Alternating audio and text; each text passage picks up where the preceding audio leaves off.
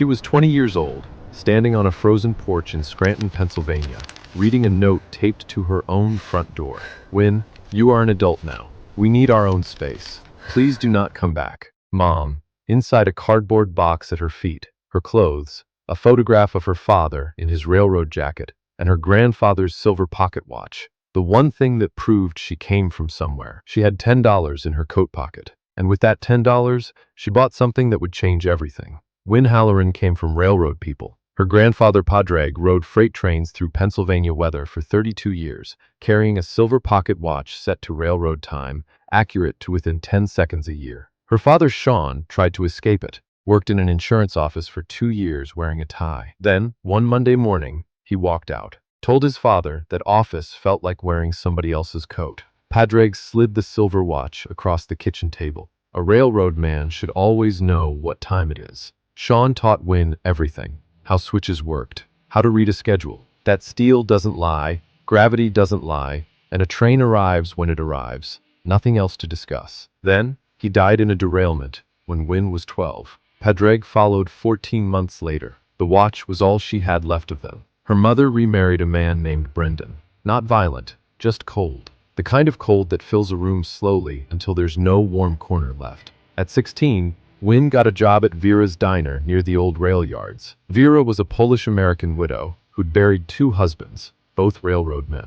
She hired Win without asking questions. By the time she finally asked one, Win was ready to answer. When Vera realized Win was Padraig's granddaughter, the man she'd served eggs every Saturday for 19 years, she looked across the table and said, "This booth is yours whenever you need it. You hear me, Halloran girl?" Win lived out of her duffel bag through high school. Some nights at home, some nights on the bench in Vera's kitchen, some nights anywhere that wasn't locked. Then came the box on the porch, the note, the locked doors. Vera took her in, refused rent, fed her 3 meals a day, left lavender soap on the bathroom shelf because Win once mentioned her grandmother used it. But Win couldn't stay forever. One evening, at the back booth with the diner's old laptop, she typed, "Cheapest property Pennsylvania. 5th result, county surplus auction. Penn Forest Township. 11 abandoned buildings being sold before demolition." Near the bottom, former Penn Central Depot, Whitlock Junction, abandoned 1958. Price, $10. Win sat very still. Vera read the listing through her glasses the next morning. Looked up. "That's the line your grandfather wrote in 1953. He said the station agent there made the best coffee on the division." She paused. "He also said it was the loneliest stop on the line." Win touched the pocket watch through her sweater. "I think I'm going to go look at it." The depot stood in a clearing where the rails used to be. Dark red siding faded to dried clay. A bay window where agents once watched for trains. Above it, painted in faded white, Whitlock J-Seat Penn RR. Inside, slate floor, wooden bench, a black pot-bellied stove, and the closed door to the ticket booth. Win sat on the wooden stool behind the agent's desk, looked out at the empty rail where her grandfather once rode. Then, she noticed the floorboards beneath the stool were darker than the others. She pried them up. Underneath, a tin lockbox, a sealed envelope, a folded American flag. Inside the box, $9,320 in old bills, 11 silver dollars, and a railroad pocket watch, identical to her grandfather's. She opened the envelope.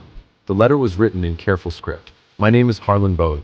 I have been the station agent at Whitlock Junction from 1932 until today, June 17, 1958. The branch line is closing. After Friday, there will be no reason for anyone to come here again. I am 64 years old. I have no children. My wife Eleanor passed in 1949. I have saved every paycheck in this lockbox. I do not trust banks after losing everything in 1933. If you are reading this, you came looking for shelter or quiet or a place to begin again. Whatever brought you here, I want you to know the depot has been waiting for you. A small station is a patient thing. It waits for the train, then the next train. Then, when there are no more trains, it waits for whoever will come next. Take what is in this box. It is for you. Be kind to the building.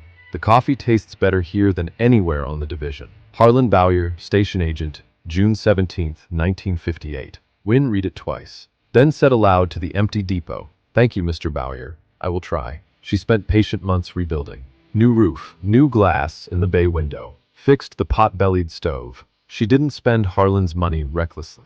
A bundle of shingles, a kerosene stove, a proper mattress, work gloves, and tools. People noticed. Dorothea, the township clerk, brought coffee every Wednesday. Augie Klein, a retired carpenter, helped with the bay window and refused payment. Marcus Linwood, a retired Conrail engineer, brought a crate of railroad memorabilia from his attic. These belong here more than they belong with me. Vera drove down from Scranton with the framed photo of Wynn's father. Padraig would be proud. Sean would be proud. You're a Halloran in the only way that matters. By autumn, Wynn started serving coffee. Not as a business, just a thing she did. The way Harlan had done it for Brakeman, even though it wasn't his duty. People started stopping on purpose. She sat on the platform one October evening with both pocket watches in her hands, her grandfather's and Harlan's, both reading exactly the same time, railroad time. Harlan Bowyer had waited for Wynn Halloran for 65 years without knowing her name. Her grandfather waited in the shape of a silver watch on a leather cord.